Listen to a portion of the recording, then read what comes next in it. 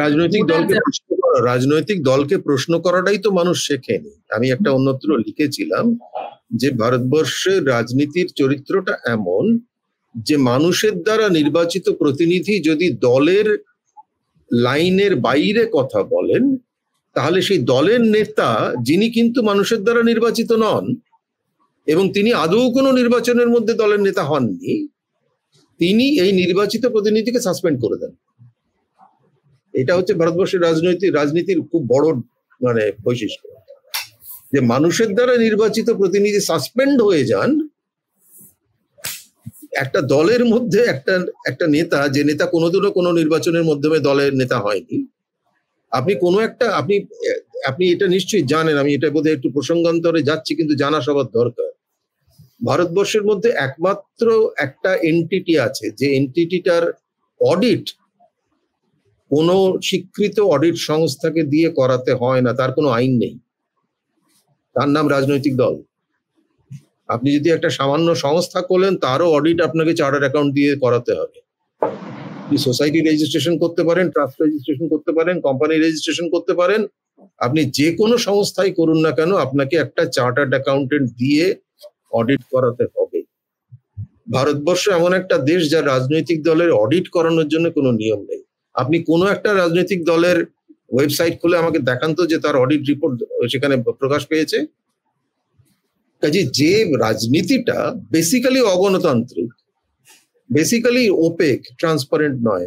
আপনি কটা রাজনৈতিক দল আছে যেখানে নিজেদের নেতা নেত্রী নির্বাচনটা গণতান্ত্রিক পদ্ধতিতে হয়? আপনি কটা রাজনৈতিক দল আছে যার সদস্যের রেজিস্টার আছে? ভারতবর্ষে এমন একটা দেশ যেখানে আমি চাইলে 5টা রাজনৈতিক দলের মেম্বার হয়ে যেতে পারি, শুধু চাঁদাটা দিলেই হবে। কাজে এরকম একটা ফ্লড স্ট্রাকচারাল রাজনীতি, যে রাজনীতিটাকে শোধবার অনেক চেষ্টা হয়েছে। ইলেকশন কমিশন অনেক রকম নিয়ম কানুন বানানোর চেষ্টা করেছেন, কিচ্ছু হয়নি। এমনকি রাজনৈতিক দল বলে দিল যে আমরা আসলে প্রাইভেট পার্টি, আমরা তো পাবলিক এন্টিটি নই, কাজেই আরটিআই এর জন্য আওতায় আমরা আসি না। অশুভবাবু, 1 মিনিট, এখন আর ইলেকশন কমিশনও কিছু বলতে পারবে না। এখন ইলেকশন কমিশন থেকে সব তো এখন নিজেদের ব্যাপার, এখন নিজেরা যাকে ঠিক করবে, যা বলতে বলা হবে সেটা। যে রাজনীতিটার একটা বেসিক স্ট্রাকচারাল ডিফল্ট লাইন রয়ে গেছে, যে রাজনীতিটার অভ্যন্তরে কোনো গণতন্ত্র নেই, সেই রাজনীতি দেশের গণতন্ত্র কি করে তৈরি করবে তো আমি এখনো বুঝে কাছে আমাদের চাহিদাই বা কি থাকবে আর প্রাপ্তি বা কি হবে। আমরা আলোচনার একেবারে শেষে, সুকান্ত বাবু আপনি কিভাবে শেষ করবেন আজকের এই আলোচনাটাকে?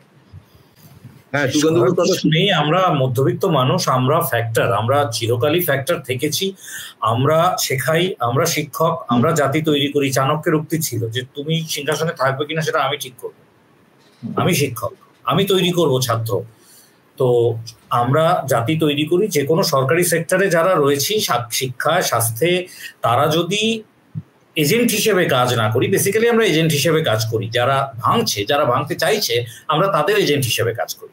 আপনি পশ্চিমবঙ্গের যে মোটামুটি 80-90% স্কুলে ঢুকে দেখুন, টিচার্স রুমের মধ্যে 4টে দল এবং তারা পরস্পর মারামারি করছে সারা।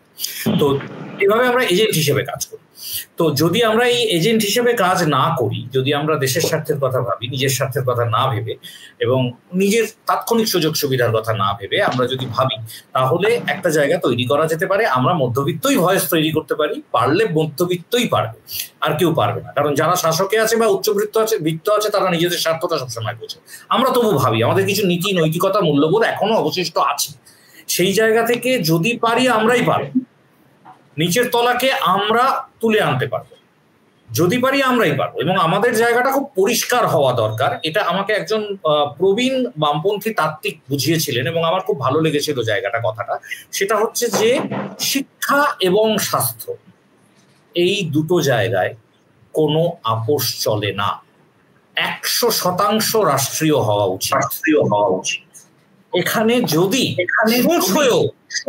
বেসরকারি ঢুকতে দেওয়া হয়, ফল হয়ে যাবে। তো কাজেই যদি আমরা পারি, এটা উদ্ধার হবে। আস্তে আস্তে যেভাবে সব কারখানায় ফেলা পড়ে যাবে।